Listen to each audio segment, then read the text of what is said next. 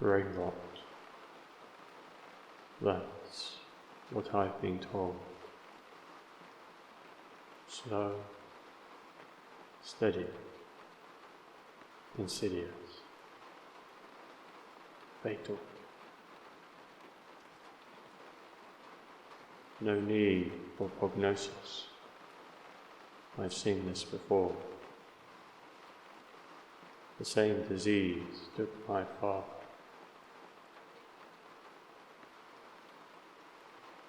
When young, he'd always read stories to me.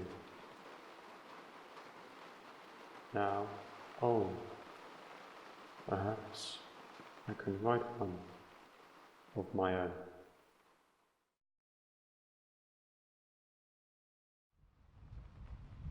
A kind lady, Midas, has allowed me to write down here, so long as I did not cause any trouble.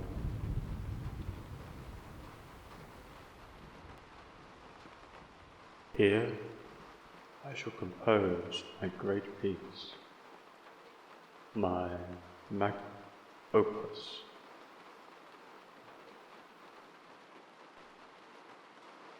People shall remember me when I am gone because of this story. But enough of my fanciful wanderings. Where to begin this monumental tale of a man who changed all of Skyrim forever?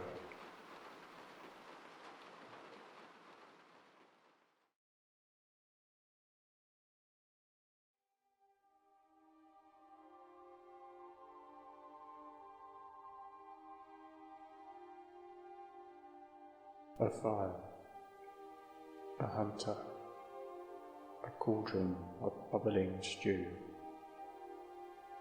and a dead troll recently found. Our adventure begins in the mountains of Hellemark. Our soon-to-be hero looks towards the city of Solitude. He contemplates his life there, now being left behind for adventure. As soon as word reached Solitude regarding a violent and mysterious attack on the border town of Helgrim, our hero has been drawn to the place. The nature of this draw remains elusive to him.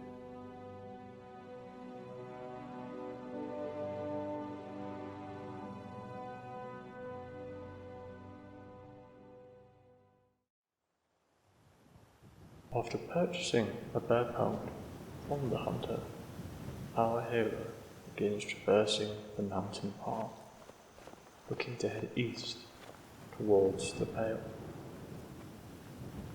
Flakes of snow gently fall upon his embroidered cotton mage hood, fine quilted clothes, and shoes.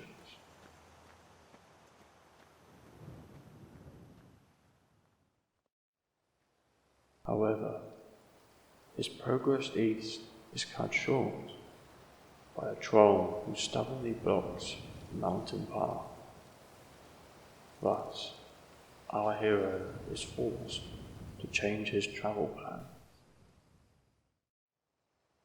He refers to his map, bequeathed to him by his father. With much thought, our hero decides to travel west, to lower ground, then south, so that he may seek rest and replenishment at Roderickstead. Not that he knew this place with any certainty or confidence. As our hero traverses west, ground becomes increasingly rocky and difficult. Not only that, our hero starts feeling the biting cold.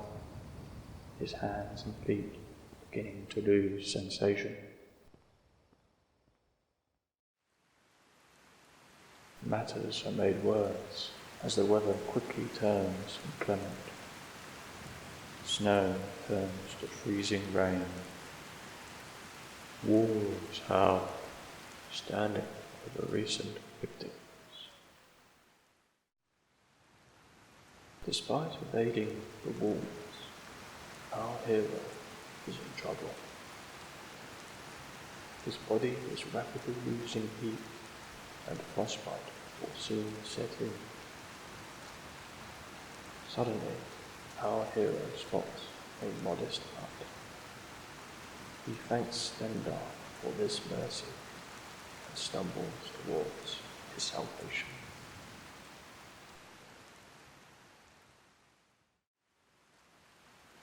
As he approaches the hut, eyes clouding and body shivering, he makes out a figure sitting in the rain.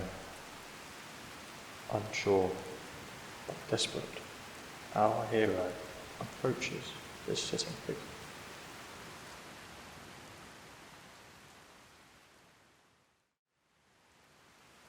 Fortunately, the figure turns out to be a hardy fisherwoman. She takes pity on our hero and allows him to take shelter in the hut. It takes our hero a number of hours and an entire bottle of wine to regain body and spirit.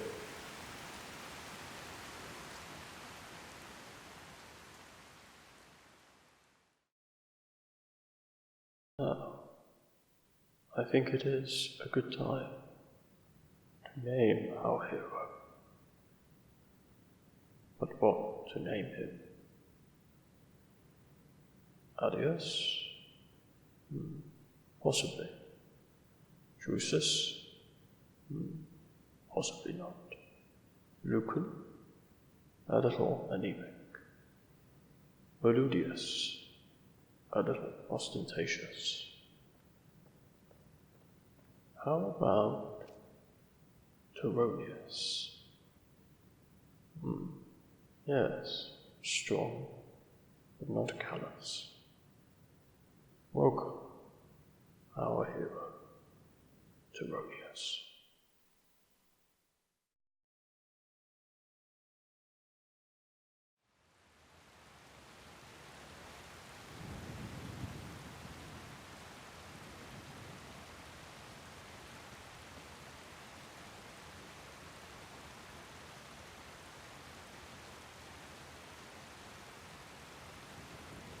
The kind fisherwoman provides Turonius with fur armor.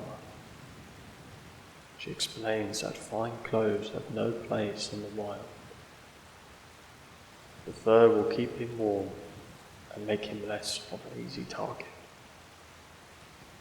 She then advises Turonius to travel upstream and join the main road in order to reach Warwickstead.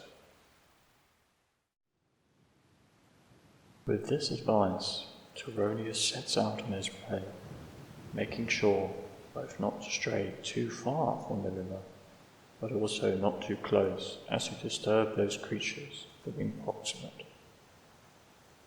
He is able to begin appreciating the rugged beauty of the landscape and wildlife.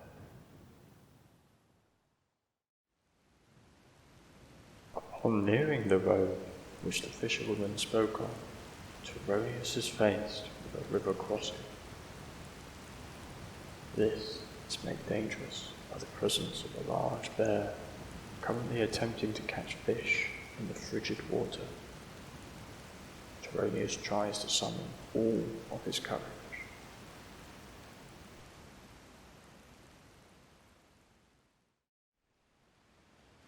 He slowly crosses the river, making sure not to disturb or startle the bear. Moving away from the danger, he arrives at the main path and breathes a sigh of relief. Turonius then begins moving south along the path, confident that he will now reach Warwickstead. Feeling increased confidence, Teronius purposely ascends the hill. He then observes the flag of Whiterun standing tall on the crest of the hill. All seems well, until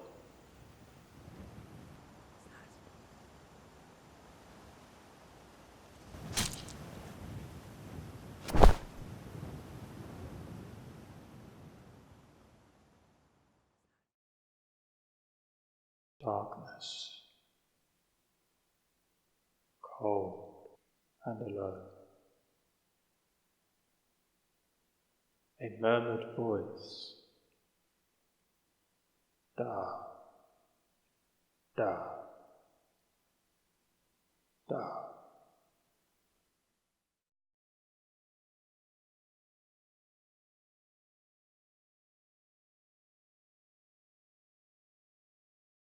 Ronius slowly opens his eyes.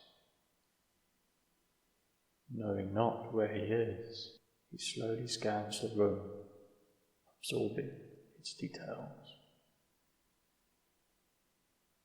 This small effort exhausts him.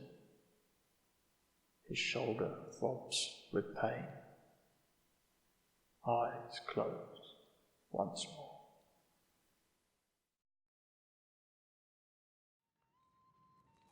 Having awakened for a second time, Teronius stumbles to a nearby chair and takes a moment to orient himself. Upon the table opposite sits a loaf of bread, a wedge of cheese, and a bowl of vegetable soup, still warm.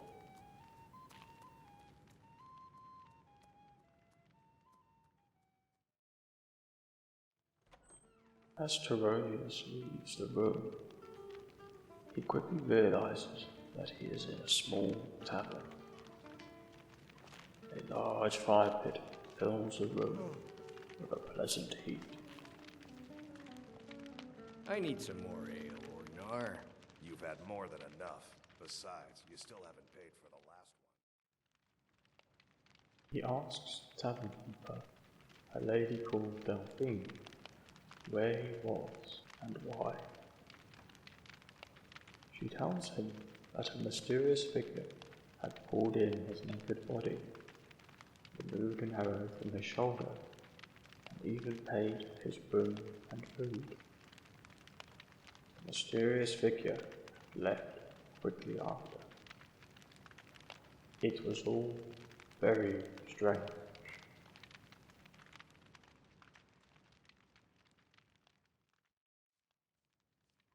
Shocked and afraid, Teronius sits and tries to gather his thoughts. Perhaps he should have stayed in solitude. After all, he showed promise in his bardic training. What was he thinking? A trainee bard, leaving the safety of his home in search of phantasmic voices and visions. He suddenly felt very foolish and struggled to hold back a torrent of tears.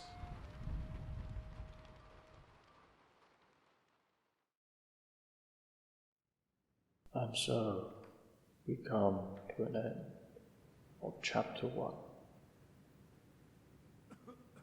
Now, I am weary and must rest. Still, I don't want that young tavern boy taking my scroll. I'll keep it with me. After all, it is all I have now.